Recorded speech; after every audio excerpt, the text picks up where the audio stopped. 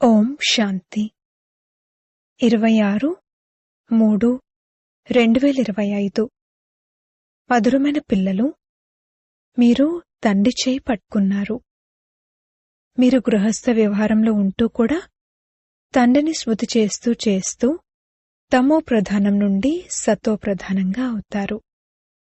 ప్రశ్న: పిల్లలైన మీలో ఏ ఉల్లాసం ఉండాలి? సింహాసనాధికారులుగా అయ్యేందుకు విధి ఏమిటి? జవాబు: సదా ఉల్లాసం ఉండాలి. జ్ఞానసాగరుడైన తండ్రి మనకు ప్రతిరోజు జ్ఞానరత్నాలతో పళ్ళాలను నింపి ఇస్తున్నారు. ఎంతగా యోగంలో ఉంటారో అంతగా బుద్ధి కాంచనంగా అవుతూ ఉంటుంది. ఈ అవినాశీ జ్ఞానరత్నాలే మీతో పాటు వస్తాయి. సింహాసనాధికారులుగా అవ్వాలంటే తల్లి తండ్రిని పూర్తిగా ఫాలో చేయండి. వారి శ్రీమతం అనుసారంగా నడవండి. అలాగే ఇతరులను కూడా మీ సమానంగా తయారు చేయండి. ఓం శాంతి. ఆత్మిక పిల్లలు ఈ సమయంలో ఎక్కడ కూర్చున్నారు? ఆత్మిక తండ్రి యొక్క యూనివర్సిటీలో లేక పాఠశాలలో కూర్చున్నాము అని అంటారు. బుద్ధిలో ఉంది, మనం ఆత్మిక తండ్రి ఎదురుగా కూర్చున్నాము. ఆ తండ్రి మనకి సృష్టి ఆది మధ్యాంతాల రహస్యాన్ని అర్థం చేయిస్తున్నారు. మరియు భారత్ యొక్క ఉన్నతి మరియు పతనం ఎలా జరుగుతుందో అది కూడా తండ్రి తెలియజేస్తున్నారు. ఒకప్పుడు పావనంగా ఉన్న భారత్ ఇప్పుడు పతితంగా ఉంది. భారత్ శిరో కిరీటంగా ఉండేది. మరి తర్వాత ఎవరు విజయం పొందారు? రావణుడు. రాజ్యాన్ని పోగొట్టుకున్నారంటే పతితమైనట్లే కదా. ఇక్కడ రాజులెవరూ లేరు. ఒకవేళ ఉన్నా కూడా పతితులే ఉంటారు కదా. ఇదే భారత్లో సూర్యవంశీ మహారాజు మహారాణి ఉండేవారు. సూర్యవంశీ మహారాజులు మరియు చంద్రవంశీ రాజులు ఉండేవారు. ఈ విషయాలు ఇప్పుడు మీ బుద్ధిలో ఉన్నాయి. ప్రపంచంలో ఈ విషయాల గురించి ఎవరికీ తెలీదు. మన ఆత్మిక తండ్రి మనల్ని చదివిస్తున్నారని పిల్లలైనా మీకు తెలుసు. మనం ఆత్మిక తండ్రి చేయి పట్టుకున్నాము.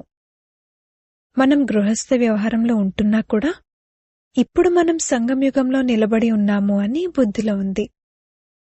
పతిత ప్రపంచం నుండి మనం పావన ప్రపంచంలోకి వెళ్తాము. కలియుగం పతిత యుగం, సత్యుగం పావనయుగం. పతిత మనుషులు పావన మనుషుల ఎదురుగా వెళ్లి నమస్కరిస్తారు. వాస్తవానికి వారు కూడా భారత్లోని మనుషులే, కాని వారు దైవీ గుణాలు కలవారు. ఇప్పుడు పిల్లలైన మీకు తెలుసు, మనం కూడా తండ్రి ద్వారా ఇటువంటి దైవీ గుణాలను ధారణ చేస్తున్నాము. సత్యుగంలో ఈ పురుషార్థం చెయ్యరు. అక్కడ కేవలం ప్రారబ్ధం ఉంటుంది. ఇక్కడ పురుషార్థం చేసి దైవీ గుణాలను ధారణ చేయాలి. సదా స్వయాన్ని చెక్ చేసుకోవాలి. నేను బాబాను ఎంతవరకు స్మృతి చేస్తూ తమో ప్రధానం నుండి సతో ప్రధానంగా అవుతున్నాను. ఎంతగా తండ్రిని స్మృతి చేస్తారో అంతగా సతో ప్రధానంగా అవుతారు. తండ్రి అయితే ఎల్లప్పుడూ సతో ప్రధానంగానే ఉంటారు. ఇప్పుడు కూడా పతిత ప్రపంచం మరియు పతిత భారత్ ఉంది. పావన ప్రపంచంలో పావన భారత్ ఉండేది. మీ వద్దకు ప్రదర్శని మొదలైన వాటిలో భిన్న భిన్న రకాల మనుషులు వస్తారు.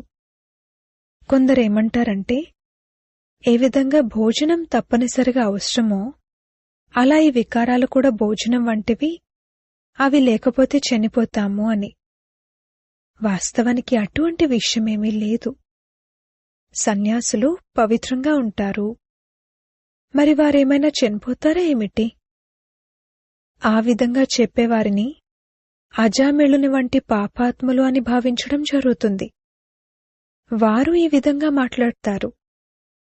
వారితో ఇలా అనాలి, వికారాలను భోజనంతో పోలుస్తున్నావు, అవి లేకపోతే నీవు చనిపోతావా ఏమిటి? స్వర్గంలోకి వచ్చేవారెవరైతే ఉంటారో వారు సతో ప్రధానంగా ఉంటారు. ఆ తర్వాత సతో రజో తమోలలోకి వస్తారు కదా. ఎవరైతే చివర్లో వస్తారో ఆ ఆత్మలు నిర్వికారి ప్రపంచాన్నైతే చూడనే లేదు. కావున ఆ ఆత్మలు వికారాలు లేకుండా మేముండలేము అని అంటారు. సూర్యవంశీలు ఎవరైతే ఉంటారో వారికైతే వెంటనే ఇది సత్యం అన్న మాట బుద్ధిలోకి వస్తుంది. తప్పకుండా స్వర్గంలో వికారాల నామరూపాలుండేవి కావు. భిన్న భిన్న రకాల మనుషులు భిన్న భిన్న రకాల మాటలు మాట్లాడతారు. ఎవరెవరు పుష్పాలుగా అవుతారనేది మీరర్థం చేసుకుంటారు. కొందరైతే ముళ్ళగానే మిగిలిపోతారు. స్వర్గం పేరు పుష్పాల తోట. ఇది ముళ్ళ అడవి. ముళ్ళు కూడా అనేక రకాలు ఉంటాయి. ఇప్పుడు మీకు తెలుసు, మనం పుష్పాలుగా అవుతున్నాము. తప్పకుండా ఈ లక్ష్మీనారాయణులు సదా గులాబీ పుష్పాల వలె ఉంటారు. వారినే కింగ్ ఆఫ్ ఫ్లవర్స్ అని అంటారు. దైవీ పుష్పాల రాజ్యం కదా. తప్పకుండా వారు కూడా పురుషార్థం చేసుంటారు. చదువు ద్వారానే అలా అయ్యారు కదా. ఇప్పుడు మనం ఈశ్వర్య పరివారానికి చెందినవారుగా అయ్యామని మీకు తెలుసు. ఇంతకు ముందైతే ఈశ్వరుని గురించి ఏమాత్రమూ తెలీదు. తండ్రి వచ్చి ఈ పరివారాన్ని తయారు చేశారు. తండ్రి మొదట స్త్రీని దత్తత తీసుకుంటారు.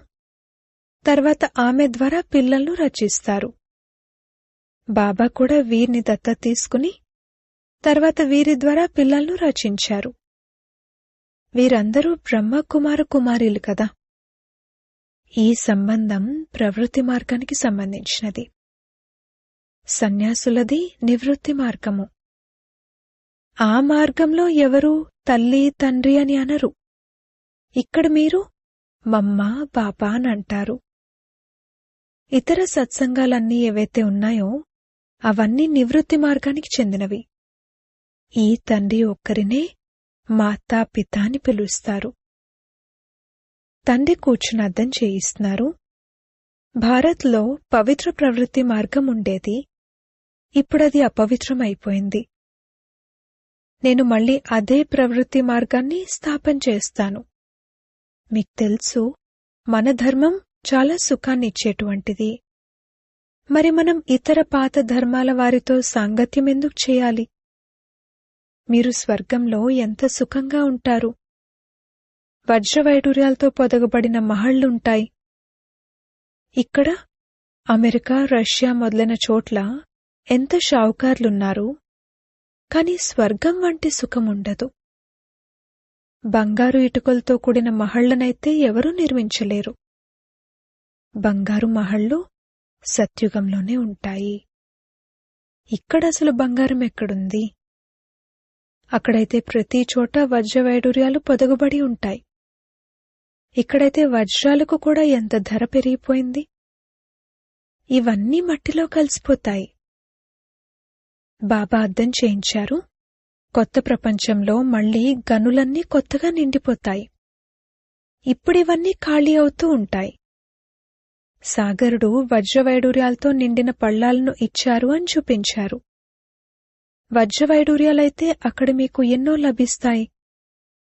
సాగరుణ్ణి కూడా దేవతగా భావిస్తారు. తండ్రి అయితే జ్ఞానసాగరుడు అని మీరు అర్థం చేసుకుంటారు. సదా ఉల్లాసం ఉండాలి.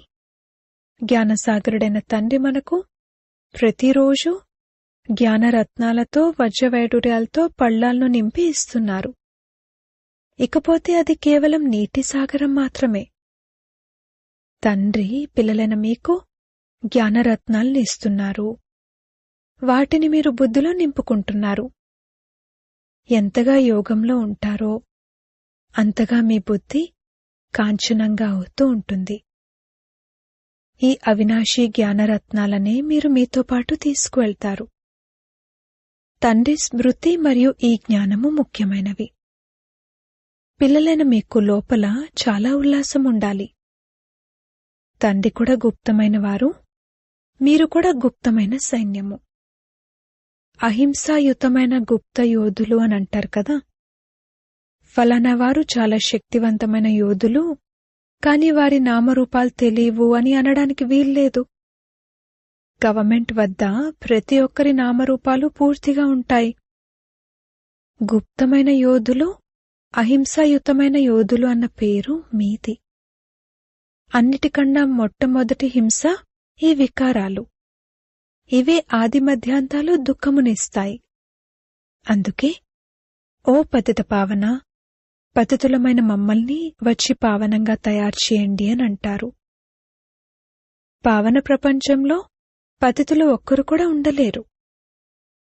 తండ్రి నుండి వారసత్వాన్ని తీసుకునేందుకు ఇప్పుడే మనం భగవంతుని పిల్లలుగా అయ్యామని పిల్లలైన మీకు తెలుసు. కాని మాయ కూడా తక్కువేమీ కాదు. మాయ చేత్తో ఒకే చెంపదెబ్బ ఎలా తగులుతుందంటే అది పూర్తిగా మురికి గుంటలో పడేస్తుంది. వికారాల్లోకి పడిపోతే బుద్ధి ఒక్కసారిగా భ్రష్టమైపోతుంది. తండ్రి ఎంతగా అర్థం చేయిస్తున్నారు, పరస్పరం దేహదారుల పట్ల ఎప్పుడూ ప్రీతిని పెట్టుకోకండి అని. మీరు ఒక్క తండ్రితోనే ప్రీతిని పెట్టుకోవాలి. ఏ దేహదారుల పట్ల ప్రేమ పెట్టుకోకూడదు.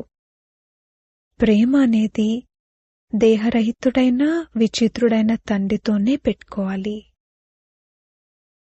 తండ్రి ఎంతగా అర్థం చేయిస్తూ ఉంటారు, అయినా అర్థం చేసుకోరు. భాగ్యంలో లేకపోతే పరస్పరం ఒకరి దేహంలో ఒకరు చిక్కుకుంటారు. బాబా ఎంతగా అర్థం చేయిస్తూ ఉంటారు, మీరు కూడా రూపమే. ఆత్మ మరియు పరమాత్మల రూపం ఒక్కటే. ఆత్మ చిన్నగా పెద్దగా అవ్వదు. ఆత్మ అవినాశి. ప్రతి ఒక్కరికి డ్రామాలో పాత్ర నిశ్చితమై ఉంది. ఇప్పుడు ఎంతమంది మనుషులున్నారు? ఇక తర్వాత 9-10 లక్షల మంది మాత్రమే ఉంటారు. సత్యుగ ఆదిలో ఎంత చిన్న వృక్షం ఉంటుంది. ప్రళయమైతే ఎప్పుడూ జరగదు. మీకు తెలుసు, మనుష్యమాతృలెవరైతే ఉన్నారో వారందరి ఆత్మలు మూలవతనంలో ఉంటాయి. ఆత్మల వృక్షం కూడా ఉంది. బీజం నాటితే దాన్నుండి మొత్తం వృక్షమంతా వెలువడుతుంది. మొట్టమొదట 2 ఆకులు వెలువడతాయి. ఇది కూడా అనంతమైన వృక్షం. సృష్టి చక్రంపై అద్దం చేయించడం ఎంత సహజము ఆలోచించండి. ఇప్పుడిది కలియుగం. సత్యుగంలో ఒకే ధర్మం ఉండేది. అప్పుడెంత కొద్దిమంది మనుషులుంటారు. ఇప్పుడు ఎంతమంది మనుషులు ధర్మాలు ఉన్నాయి. వీరంతా ఎవరైతే ఇంతకుముందు లేరో వారు మళ్ళీ ఎక్కడికి వెళ్తారు? ఆత్మలందరూ పరంధామానికి వెళ్ళిపోతారు. మీ బుద్ధిలో మొత్తం జ్ఞానమంతా ఉంది. ఏ విధంగా తండ్రి జ్ఞానసాగరుడో మిమ్మల్ని కూడా అదే విధంగా తయారు చేస్తారు. మీరు చదువుకుని ఈ పదవిని పొందుతారు. తండ్రి స్వర్గరచయిత కావున స్వర్గవారసత్వాన్ని భారతవాసులకే ఇస్తారు. మిగిలిన వారందరినీ తిరిగి ఇంటికి తీసుకువెళ్తారు. తండ్రి అంటారు, నేను పిల్లలైన మిమ్మల్ని చదివించడానికి వచ్చాను. ఎంత పురుషార్థం చేస్తారో అంతటి పదవిని పొందుతారు. ఎంతగా శ్రీమతంపై నడుస్తారో అంత శ్రేష్టంగా అవుతారు. మొత్తం ఆధారమంతా పురుషార్థంపైనే ఉంది. మమ్మ బాబా యొక్క సింహాసనాధికారులుగా అవ్వాలంటే పూర్తిగా తల్లిని తండ్రిని ఫాలో చేయండి. సింహాసనాధికారులుగా అయ్యేందుకు వారి నడవడిక అనుసారంగా నడుచుకోండి. ఇతరులను కూడా మీ సమానంగా తయారు చేయండి. బాబా అనేక రకాల యుక్తులను తెలియజేస్తున్నారు. ఒక్క బ్యాడ్జ్ పైనే మీరు ఎవరికైనా బాగా అర్థం చేయించండి. పురుషోత్తమ మాసమైతే బాబా అంటారు, చిత్రాలను ఉచితంగా ఇవ్వండి. బాబా కానుక ఇస్తారు.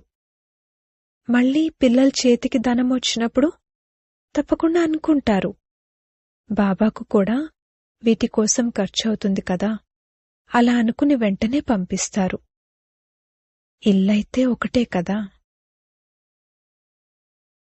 ఈ ట్రాన్స్లేట్ చిత్రాలతో ప్రదర్శని తయారైతే ఎంతమంది చూడటానికొస్తారు? అది పుణ్యకర్మ కదా.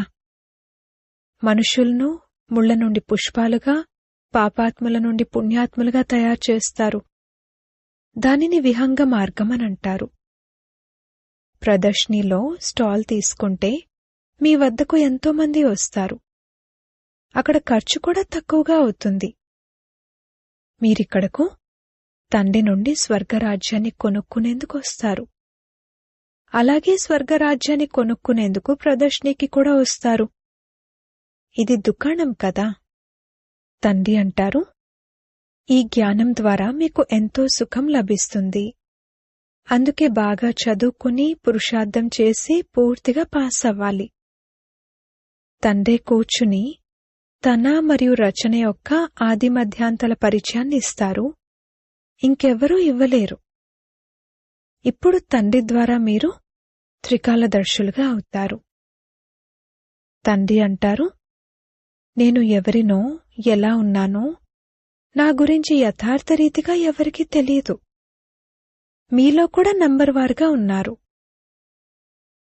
ఒకవేళ యథార్థ రీతిగా తెలుసుకున్నట్లయితే ఇక ఎప్పుడూ వదలరు.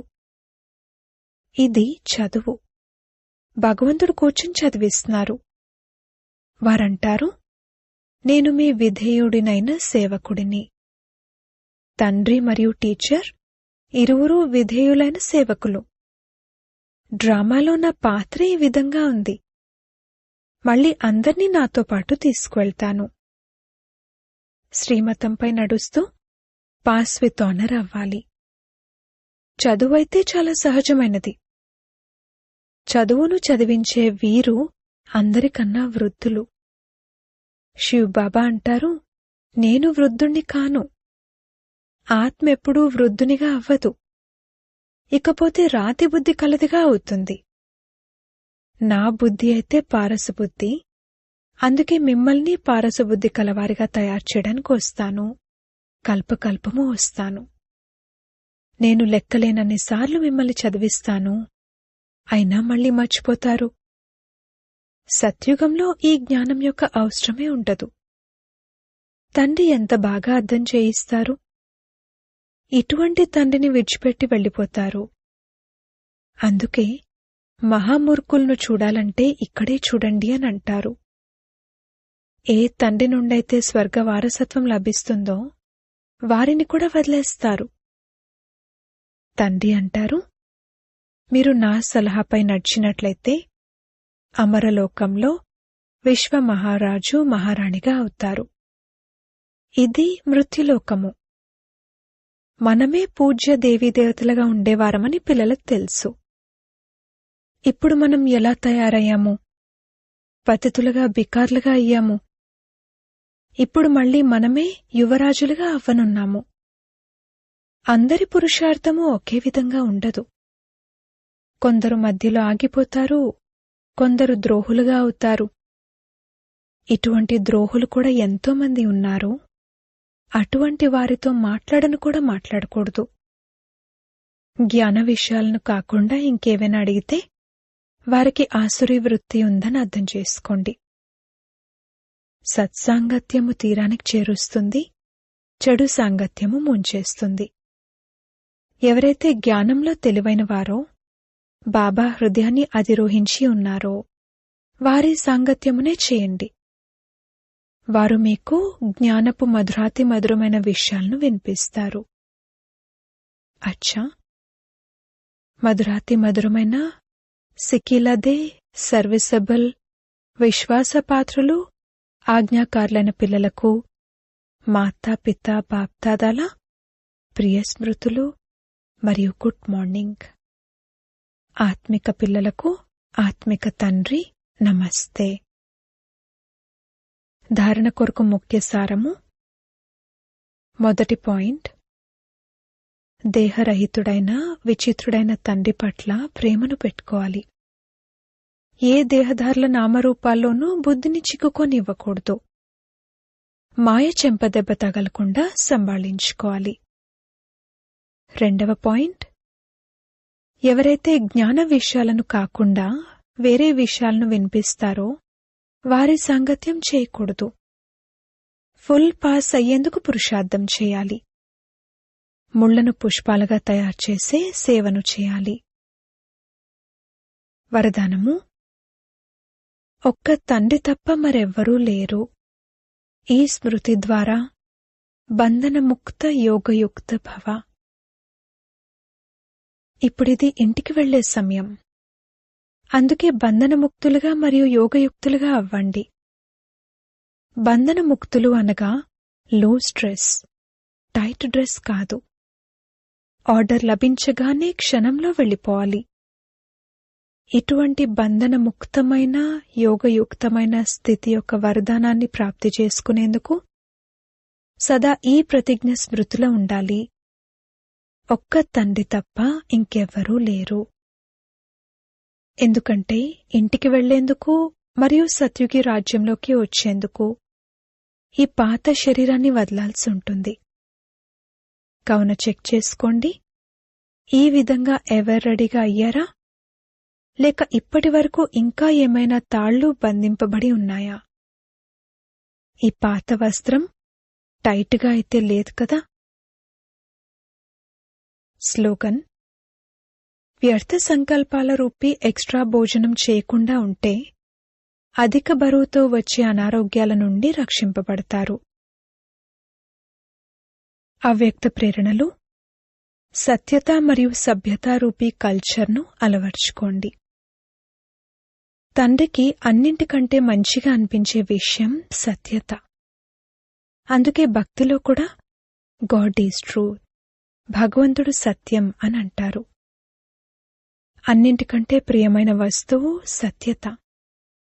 ఎందుకంటే ఎవరిలోనైతే సత్యత ఉంటుందో వారిలో స్వచ్ఛత ఉంటుంది. వారు క్లీన్ మరియు క్లియర్గా, స్వచ్ఛంగా మరియు స్పష్టంగా ఉంటారు.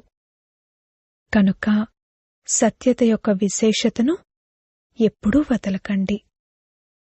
సత్యతా శక్తి ఒక లిఫ్టులా పనిచేస్తుంది. ఓం శాంతి.